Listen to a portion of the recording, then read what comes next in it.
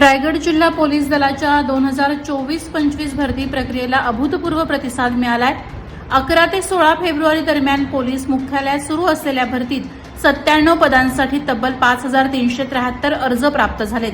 त्यामुळे प्रत्येक जागेसाठी सरासरी 55हून अधिक उमेदवार स्पर्धेत आहेत। 94 पोलीस शिपाई आणि 3 चालक पोलीस शिपाई पदांसाठी ही भरती होत असून पुरुषांसह महिलांचाही उत्स्फूर्त सहभाग दिसून येत आहे। विशेष म्हणजे 12वी ही किमान पात्रता असतानाही पदवीधर, पदव्युत्तर आणि अभियंते, MBA, MTech आदी उच्च शिक्षित उमेदवार मोठ्या संख्येने स्पर्धेत उतरलेत। चिरनेर येथील प्रख्यात पत्रकार, शेतीनिष्ठ शेतकरी आणि साहित्यिक धनंजय गोंधळी यांचे वयाच्या 86व्या वर्षी निधन झालं। काही दिवसांपासून ते आजारी होते। चिरनेर स्मशानभूमीत त्यांच्या पार्थिवावर अंत्यसंस्कार करण्यात आले। यावेळी मोठा जनसमुदाय उपस्थित होता। चिंतामण गोंधळी यांच्या कुटुंबात जन्मलेल्या धनंजय गोंधळी यांनी कृषीवलमधून पत्रकारितेची सुरुवात करून अनेक वृत्तपत्रातून स्थानिक प्रश्नांना वाचा फोडली। रोखठोक लेखणी आणि स्वभावात आपुलकीमुळे लोकप्रिय होते। त्यांचे स्वतःचे उरण टाइम्स हे साप्ताहिक होते। विविध पुरस्कारांनी त्यांचा सन्मान झाला। मुरुडमधील कोर्लई जिल्हा परिषद गटाच्या निवडणूक निकालानंतर मतमोजणी प्रक्रियेवर गंभीर आरोप करण्यात आलेत। उमेदवार अॅडव्होकेट मनस्वी महेश मोहिते यांनी स्वाक्षऱ्यांचा अभाव, ईव्हीएम आकडेवारीतील तफावत आणि प्रक्रियाभंगाचे आरोप करत राज्य निवडणूक आयोगाकडे तक्रार केली आहे। फेर मतमोजणीचा अर्ज फेटाळल्याने संशय वाढल्याचे त्यांनी सांगितलं। संबंधित अधिकाऱ्यांवर कारवाई करून निष्पक्ष फेर मतमोजणी करण्याची मागणी करण्यात आली। आता आयोगाच्या निर्णयाकडे सर्वांचं लक्ष लागलं आहे। मुंबई पुणे जुन्या महामार्गावरील धोकादायक घाट मार्गावरून जाणाऱ्या दिंड्यांसाठी चौक टेंबरी गावातून शनी शिंगणापूर येथे जाणाऱ्या भाविकांना रिफ्लेक्टर, जॅकेट्स, कॅप्स आणि सिग्नल बॅटनचे वाटप करण्यात आलं। हेल्प फाउंडेशनच्या माध्यमातून धनंजय गीत यांच्या पुढाकारानं हा उपक्रम राबवण्यात आला। गुरुनाथ साठेलकर यांनी अन्नदानाबरोबर जीवरक्षणाची गरज अधोरेखित केली। दिंडी प्रमुखांनीही हा सकारात्मक पायंडा असल्याचं सांगितलं। समाज प्रशासन समन्वयातून अपघातमुक्त दिंडीचा आदर्श निर्माण होईल असा विश्वास व्यक्त करण्यात आला। सह्याद्री प्रतिष्ठान पेण आणि महात्मा गांधी वाचनालय पेण यांच्या वतीनं पुलवामा हल्ल्यात शहीद झालेल्या जवानांना भावपूर्ण श्रद्धांजली वाहण्यात आली। महात्मा गांधी वाचनालयात संपन्न झालेल्या कार्यक्रमात सह्याद्री प्रतिष्ठान पेण कमिटी, पेण पोलीस, पेण पत्रकार आणि समस्त पेणकर नागरिक उपस्थित होते। 2019 मध्ये भारतीय जवान आपल्या कर्तव्यावर असताना 40 CRPF जवानांना आपले प्राण गमवावे लागले। म्हणून 14 फेब्रुवारी हा दिवस संपूर्ण भारतात काळा दिवस मानला जातो। यावेळी सह्याद्री प्रतिष्ठान सदस्य आणि नागरिकांनी उपस्थित राहून जवानांना श्रद्धांजली वाहिली। कर्जत तालुक्यात उन्हाळी भात लावणीचा हंगाम सुरू असून मजूर मिळणं कठीण झालंय। तरीही काही दिवसात लावणी पूर्ण होईल असा विश्वास शेतकऱ्यांनी व्यक्त केला।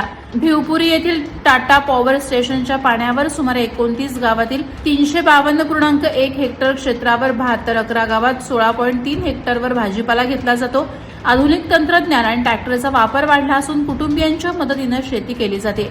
उन्हाळ्यात कीड रोग कमी असल्याने उत्पादन चांगलं येतं अशी माहिती कृषी अधिकारी दिनेश कोळी यांनी दिली।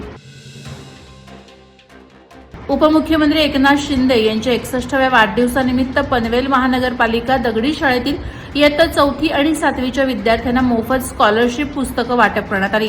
शिवसेना महानगर समन्वयक राहुल गोगटे यांच्या पुढाकारानं हा उपक्रम राबवण्यात आला।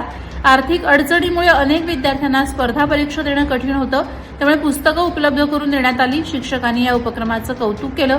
यावेळी महानगर प्रमुख प्रथमेश सोमण यांनी भविष्यातही विद्यार्थ्यांना मदत करण्याचं आश्वासन दिलं। महाशिवरात्रीनिमित्त हरिहरेश्वर स्वयंभू मंदिरात पहाटेपासून दर्शनासाठी हजारो भाविकांची गर्दी झाली होती। मंदिर परिसर आकर्षक सजावट आणि रोषणाईनं उजळून निघाला होता। महाराष्ट्रासह इतर राज्यातून भाविक मोठ्या संख्येनं दाखल झाले होते। लांबच लांब रांगा, विशेष पूजा आणि धार्मिक कार्यक्रमांचं आयोजन करण्यात आलं होतं। शिवभक्तांनी भक्तिभावानं दर्शन घेतलं। मंदिर प्रशासनाकडून सुरळीत दर्शनासाठी विशेष व्यवस्था करण्यात आली होती। महाशिवरात्री उरण तालुक्यात अतिशय भक्तिभावानं आणि उत्साही वातावरणात साजरी झाली। चिरनेर, कळंबुसरे, पिरकोड, आवरे, जासई, शेवा आदी ठिकाणच्या शिवमंदिरात भाविकांनी पहाटेपासून गर्दी केली होती। विविध धार्मिक कार्यक्रमांचं आयोजन करण्यात आलं। कळंबुसरे येथे महाशिवरात्रीचा शतक महोत्सव तर आवरे येथे पालखी सोहळ्याचा 75वा अमृत महोत्सव साजरा झाला। भाविकांनी भक्तिभावानं शिवलिंगाचं दर्शन घेतलं असून संपूर्ण तालुक्यात हर हर महादेवाचा जयघोष ऐकू येत होता.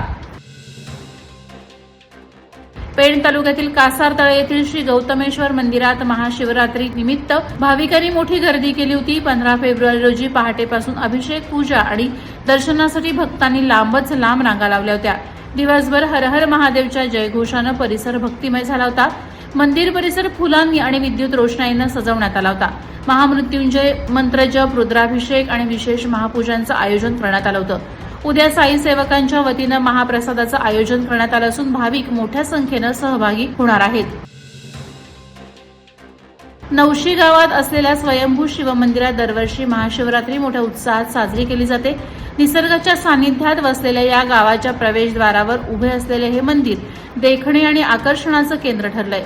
महाशिवरात्रीच्या दिवशी विशेष पूजा, अभिषेक आणि भक्तिमय कार्यक्रमांचं आयोजन करण्यात येतं. मुंबई, पुणे तसंच परिसरातील अनेक भाविक दर्शनासाठी येथे गर्दी करतात. भाविकांच्या श्रद्धेमुळे आणि निसर्ग सौंदर्यामुळे हे मंदिर परिसरात प्रसिद्ध झालंय. खालापूर तालुक्यातील तुबगाव येथील धानेश्वर मंदिरात महाशिवरात्री निमित्ताने मोठ्या उत्साहात यात्रा भरली होती. हजारो भाविकांनी धानेश्वराचे दर्शन घेतले. तुबगाव येथील तळ्यागाठी असलेले ऐतिहासिक शिवमंदिर सन 1964 मध्ये बांधण्यात आलं असून येथे असलेले स्वयंभू शिवलिंग भात मळणी करताना एका शेतकऱ्याला सापडल्याने त्याला धानेश्वर नावाने ओळखलं जातं. रायगड जिल्ह्यासह नवी मुंबई, ठाणे, मुंबई आणि पुणे येथून भाविक दर्शनासाठी आले होते. ग्रामपंचायत सरपंच रवींद्र कुंभार आणि ग्रामपंचायत अधिकारी विश्वास वारे यांनी यात्रेचं उत्तम नियोजन केलं होतं. माणगाव गांगवली येथील शिवकालीन वैजनाथ महादेव मंदिरात दरवर्षीप्रमाणे याही वर्षी महाशिवरात्री उत्सव उत्साहात साजरा करण्यात आला. हजारो भाविक प्राचीन वैजनाथ महादेव मंदिरात हजारो भाविक दर्शनासाठी आले होते. ग्रामस्थ आणि उत्सव कमिटी दाखिणकर भावकी यांच्या वतीनं भाविकांसाठी महाप्रसादाची विशेष व्यवस्था करण्यात आली होती. महाशिवरात्री उत्सवात भजन, शिवनामाचा गजर, दिंडी सोहळा अगदी पाहण्यासारखा होता. निसर्गाच्या सानिध्यात असलेल्या या मंदिराचा परिसर शांत आणि मनमोहक असून भक्तगणांना प्रफुल्लित ठेवणारा आहे. वादळवारा लाईव्हसाठी न्यूज ब्युरो, रायगड. नवी मुंबई व रायगड जिल्ह्यातील ताज्या बातम्या आणि घडामोडींसाठी सबस्क्राईब करा वादळवारा लाईव्ह चॅनल आणि दाबा बेल आयकॉन.